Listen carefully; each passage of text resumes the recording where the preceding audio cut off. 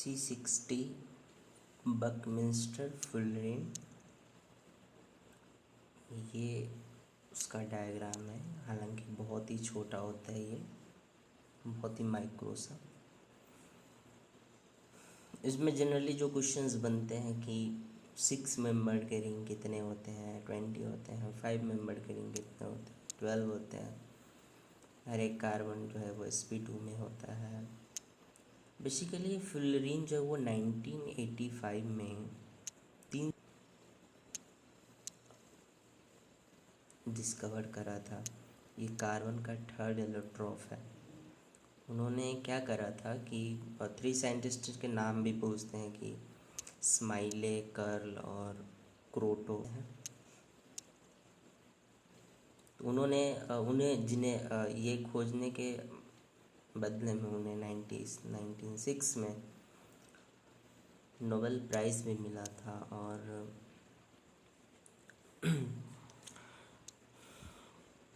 तो बाकी है क्या, देखो ये प्यूरेस्ट फॉर्म ऑफ कार्बन है। कार्बन के कितने भी इलेक्ट्रॉन है, डायमंड है, ग्रेफाइट है, वो नहीं है कि प्यूरेस्ट फॉर्म है कार्बन के एलोट्रॉप में से सबसे प्यूरेस्ट फॉर्म है। इनमें ये बना कैसे था, वो तो उन्होंने क्या करा था कि जो सबसे पहले जो है इनर्ट गैसेस के प्रेजेंस में उन्होंने ग्रेफाइट को रखा। ठीक है, एक चैम्बर में ग्रेफाइट रखा, उसमें इनर्ट गैसेस भर दिए और फिर इलेक्ट्रिक आर्क से उसको हीट करने लगे। इलेक्ट्रिक आर्क से हीट करने लगे तो उससे जो धुआं बना, वो उस धुएं को फिर कंडेंस करा गया तो उसमें देखा कि कुछ जो है वो 60 का है, कार्बन 60, कार्बन 70 और कुछ फ्लोरीन के फॉर्म भी उनमें मिले। और वो फ्लोरीन के फॉर्म में बहुत ही स्मूथ स्ट्रक्चर था और प्योर फॉर्म ये मिला था। और इनमें कोई डैंगलिंग बॉन्ड नहीं होता। डैंगलिंग बॉन्ड मतलब सिर्फ झूलता हुआ बॉन्ड जो है वो इनमें नहीं था। ठीक है, इसलिए ये बहुत ही स्मूथ था। बाकी आप डायमंड देखो काफ़ी हार्ड है, कोवलेंट बॉन्ड होता है।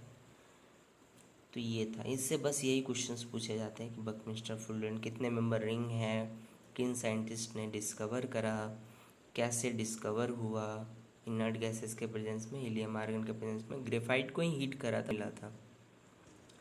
एक ग्रेफाइट से क्वेश्चंस पूछते हैं कि भाई इसके कंडक्टिविटी का राज क्या है। तो ये जो लेयर्ड स्ट्रक्चर है आप देख रहे होंगे, ये जो ऊपर वाले ये टोटल ये जो लेयर्ड स्ट्रक्चर है, इन जो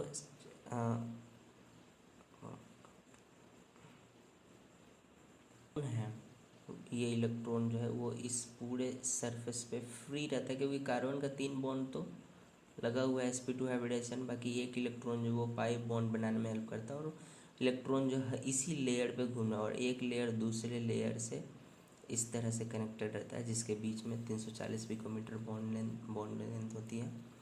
ये इलेक्ट्रॉन इस पर मूव कर रहा है तो जो करंट है वो इस इलेक्ट्रॉन की वजह से कंडक्ट होती है। तो लेयर पे करंट कंडक्ट होता है। अगर करंट कंडक्ट होता है तो लेयर पे, क्योंकि इलेक्ट्रॉन तो लेयर पे ही घूम रहा है, इसलिए फिर यहीं पे इलेक्ट्रॉन घूम रहा होगा इस लेयर पे, तो इस पे ये लेयर करंट कंडक्ट करता है। तो ग्रेफाइट की कंडक्टिविटी के ऊपर भी ये कुछ क्वेश्चंस आते हैं।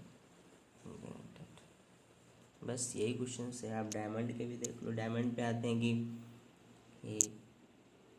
sp3 हाइब्रिडाइजेशन होता है, कार्बन के बॉन्ड का लेंथ 154 मीटर होता है। बस डायमंड हार्ड सब्सटेंस होता है, इसके कोवलेंट करेक्टर 3D स्ट्रक्चर होता है, समथिंग लाइक दैट।